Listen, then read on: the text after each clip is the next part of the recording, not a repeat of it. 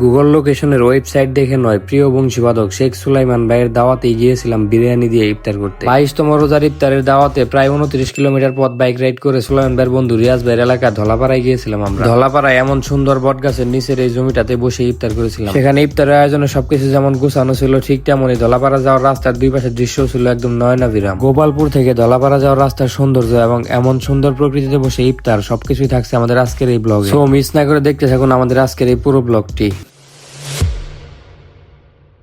Hey hello guys, কি অবস্থা সবার? আমাদের ফেসবুক পেজ ও ইউটিউব চ্যানেল অ্যাডভেঞ্চার উইথ জামরুলের নতুন আরো একটি ভিডিওতে আপনাদের সকলকে স্বাগত জানাচ্ছি। আজকের ভিডিওতে আমার সাথে নাইম, মুক্তার, রিমন ভাই, সুলাইমান ভাই সহ আরো বেশ কিছু ভাই ব্রাদার রয়েছেন। ইতিমধ্যে ক্যাপশন এবং ইন্ট্রো দেখে নিশ্চয়ই বুঝতে পারছেন যে আজকের ভিডিওটি কোন টপিকে হতে যাচ্ছে। So let's enjoy the blog. সেদিন রাতে আমি, নাইম, মুক্তার, রিমন ভাই, সুলাইমান ভাই একসাথে বসে আড্ডা দিতেছিলাম। তখনই সুলাইমান ভাই আমাদেরকে জানান যে তার বন্ধু রিয়াজ ভাই তার এলাকা ধলাপাড়ায় আমাদেরকে 22 রোজা ইফতার করতে যাওয়ার জন্য দাওয়াত দিয়েছেন। যেহেতু আমাদের এলাকা থেকে ধলাপাড়ার দূরত্ব প্রায় 29 কিলোমিটার, তাই আমরা সেদিন দুপুর বেলায় বের হয়ে পড়েছিলাম। প্রথমে আমি, নাইম আর মুক্তার ঝাওয়াইল গিয়ে সেখান থেকে রিমন ভাইকে সাথে নিয়ে নবগ্রাম বাজারে চলে যাই। সেখানে গিয়ে দেখি নুরুল স্যারকে আমাদের অপেক্ষায় রেখে সুলাইমান ভাই আরো কিছু ভাই ব্রাদারকে রিসিভ করতে রাস্তায় এগিয়ে গিয়েছে। এরপর আমরাও স্যারকে সাথে নিয়ে বের হয়ে পড়ি ধলাপাড়ার উদ্দেশ্যে। নবগ্রাম থেকে গোপালপুর হয়ে আমরা সোজা চলে যাই পুরাবাড়ি বাস স্ট্যান্ড। সেখান থেকে ঘাটাইল হয়ে জরকার রোড দিয়ে যাওয়ার কথা থাকলেও নুরুল স্যার আমাদেরকে পুরাবাড়ির ভিতর দিয়ে বিকল্প রাস্তা দিয়ে নিয়ে যান। ঘরের ভিতর দিয়ে দুই পাশে সবুজে ঘেরা এমন সুন্দর রাস্তা দিয়ে গিয়েছিলাম আমরা। রাস্তার দুই পাশের এমন সুন্দর সুন্দর যে মুগ্ধ হয়ে সামনের দিকে যেতে থাকি আমরা। তবে যেহেতু আমাদের হাতে খুব বেশি সময় ছিল না, তাই শত ইচ্ছা থাকা সত্ত্বেও এখানে ফটোশুট করা হয়নি। ধলাপাড়া বাজার থেকে একটু সামনেই সুলাইমান ভাই দাঁড়িয়েছিলেন আমাদের অপেক্ষায়। আমরা গিয়ে পৌঁছাতে সুলাইমান ভাই সামনে থেকে পথ চিনিয়ে নিয়ে যেতেছিলেন আমাদেরকে। এমন সুন্দর মাটির রাস্তা দিয়ে যেতে হয় রিয়াজ ভাইদের এলাকা দেওপাড়া। সেখানে পৌঁছে আমরা চলে যাই রিয়াজ ভাইদের আড্ডাস্থল বট গাছের নিচে। আর এই বট গাছের নিচে এখানে প্রতি বছর ইফতারের আয়োজন করেন ওনারা। সেখানে এবার ইফতারের দাওয়াতে সুলাইমান ভাইয়ের সাথে আমরা গিয়েছিলাম। বট গাছের নিচে এই জমিটাতেই বসার ব্যবস্থা করা হয়েছে। যেহেতু আমরা একটু আগেই পৌঁছেছিলাম, তাই ফ্রেশ হয়ে সেখানে বসে সবাই গল্প করতেছিলাম। এরপর ধাপে ধাপে ভাই ব্রাদার, অতিথি সবাই চলে আসেন। যেহেতু ম্যাক্সিমাম সবাই বাইক এসেছিলেন, তাই সবাই যার যার মতো সুবিধাজনক ভাবে বাইক পার্কিং করতেছিলেন। সবার জন্য বসার ব্যবস্থা করে ইফতারের জন্য রান্না করা গরম বিরিয়ানি নিয়ে আসা হয়। একজন ভাই সেখানে বসে প্লেটে বিরিয়ানি বেড়ে দিতেছিলেন এবং বাকি কয়েকজন মিলে সেগুলো সবার মাঝে সার্ভ করতেছিলেন। অল্প সময়ের মাঝে তারা সুন্দরভাবে সবার মাঝে বিরিয়ানি প্লেট গুলো সার্ভ করেন। সবার মাঝে বিরিয়ানি পৌঁছে দেওয়ার পরই এই ভাই সবার প্লেটে তরমুজ দিয়ে দিতেছিলেন। এরপর আরেকজন ভাই ওয়ান টাইম গ্লাসে করে সবাইকে শরবত সরবরাহ করতেছিলেন। বিরিয়ানি থেকে ফল এবং শরবত সবকিছু ছিল সেদিনের ইফতারের আয়োজন। সবকিছু মিলিয়ে অসাধারণ সুন্দর একটা আয়োজন ছিল। সবার মাঝে ইফতারে পৌঁছে দেওয়ার পর সবাই এইভাবে প্লেটগুলো সামনে নিয়ে বসে আমরা ইফতারের জন্য নির্দিষ্ট সময় অর্থাৎ মাগরিবের আজানের অপেক্ষায় ছিলাম। এরপর একজন ভাই আমাদের সকলকে সাথে নিয়ে মহান আল্লাহ তাআলার প্রতি কৃতজ্ঞতা স্বরূপ দোয়া পরিচালনা করেন। সেদিন ইফতারের আয়োজনের সবচেয়ে সেরা মুহূর্তটা আমার কাছে এটাই ছিল। এরপর ইফতারের সময় অর্থাৎ মাগরিবের আজান হওয়ার সাথে সাথে আমরা সবাই ইফতার করা শুরু করে দিই। হাদিস অনুযায়ী